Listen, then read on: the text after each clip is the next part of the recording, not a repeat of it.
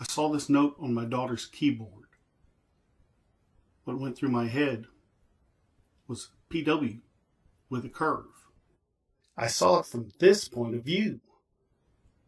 It's middle C.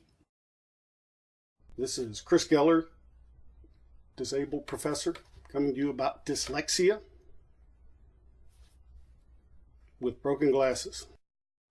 This is my experience with my dyslexia and tricks that I find useful. It's my appointment to go get my glasses fixed. Okay, I need to leave before too long.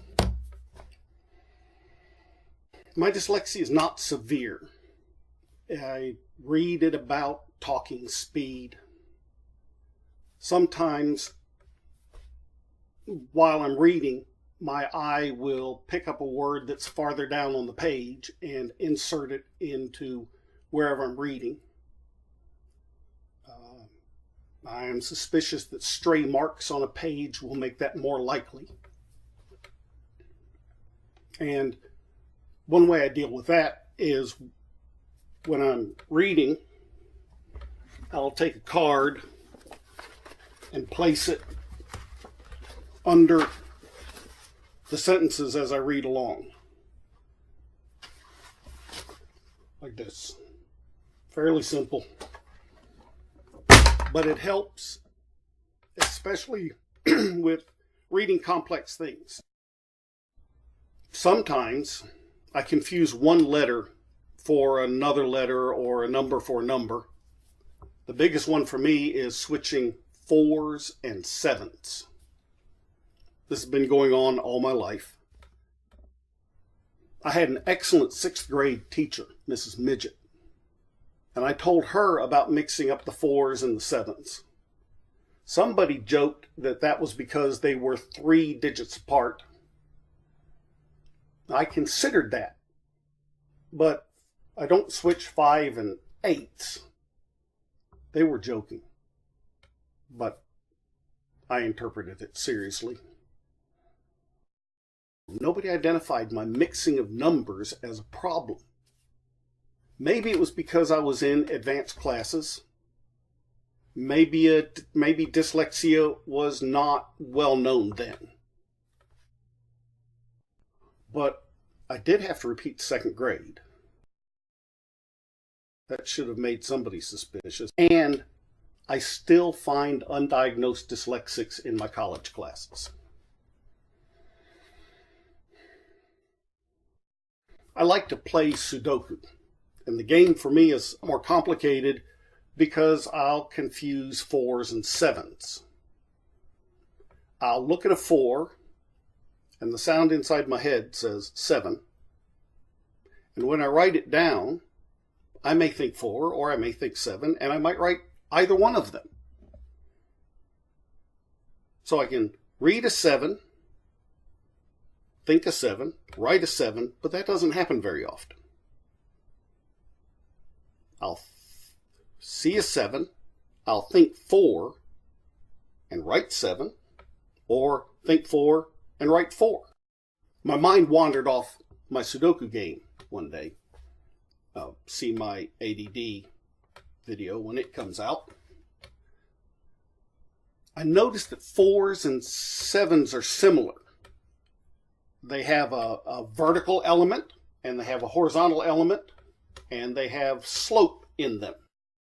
So I got wondering, perhaps I could write a 4 that looks very 4-ish and not very 7-ish, and a 7 that looks very 7-ish and not very 4-ish. Here are some examples of how I wrote 4s before I used the technique I describe in this video. My handwriting is weak, but I'm trying to make a different point. I was not even aiming at a particular form of the number 4. In my notes to myself, my 4s varied a lot. I wrote these examples the same day on the same page. They don't even look like attempts at making the same symbol. This page is a bit of personal interest math from shortly before I figured out what 4s my eyes like. Looking now, the slope on the long vertical stroke matches my sevens.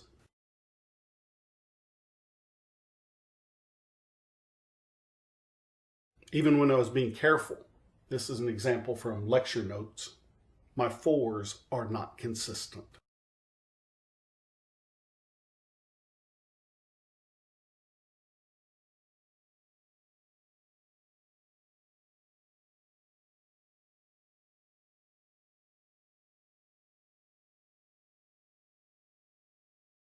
So, playing Sudoku, I'd confuse fours and sevens, like I always have.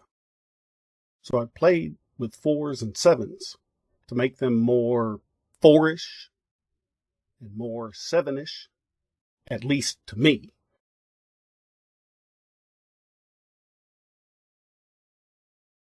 I tried different ways to write fours.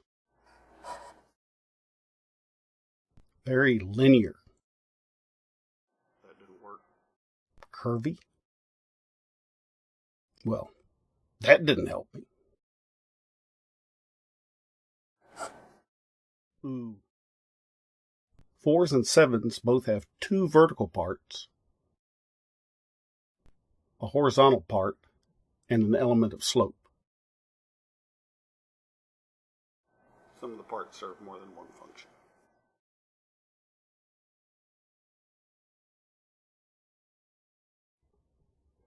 That looked better to me than these others.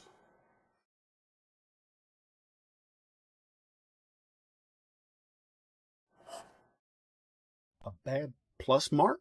Maybe a runic 9? That's getting pretty close for my eyes. That looked better to me.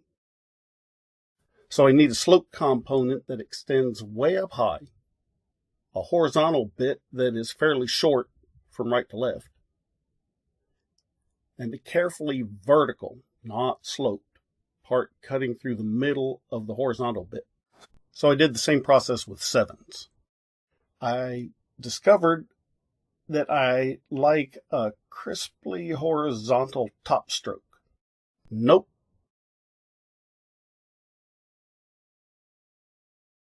Almost.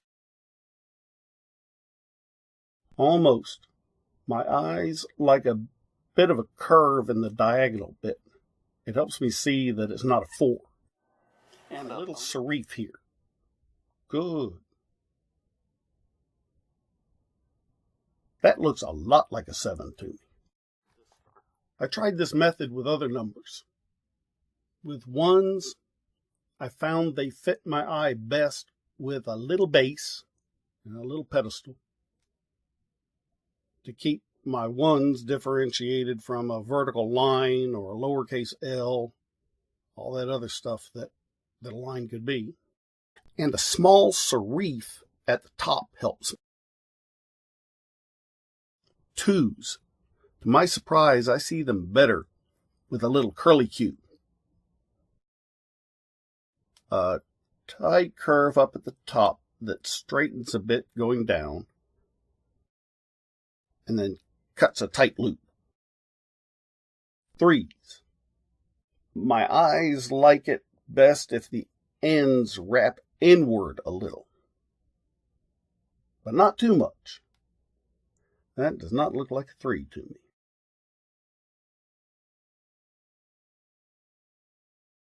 Of course, we've seen my 4. Fives look crisper to me if the bottom extends to or just beyond the left-hand side of the top half. Oh, that's good. I think I prefer a shorter vertical element here. My eyes like 6s to curl tighter and tighter as they go down.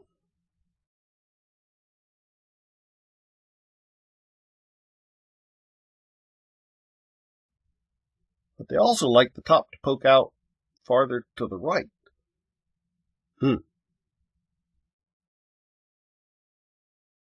That looks very 6-ish to me.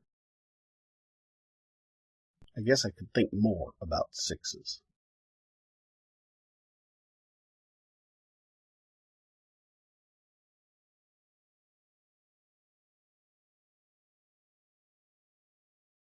We've seen my 7s. 8, just 2 circles, a little one above a bigger one.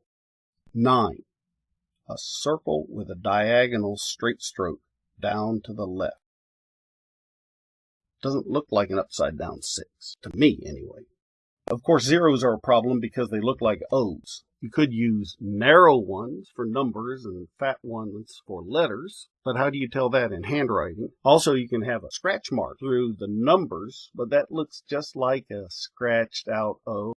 Since I've been writing 4s and 7s in these styles, I've not been confusing them much in my own writing. It seems to me much easier to differentiate 4s and 7s written this way. It's not simply a matter of handwriting. Mine's still pretty bad. The shapes, even written imperfectly, are easier for my eyes to see. It seems to have changed my perception somehow. Since adopting these forms of 4 and 7, I seem to have less trouble with them, even in other printed fonts. If you have trouble with switching letters or numbers, try this method of messing with different ways to draw each one. You might find a writing style that fits your eyes better. Thank you for watching.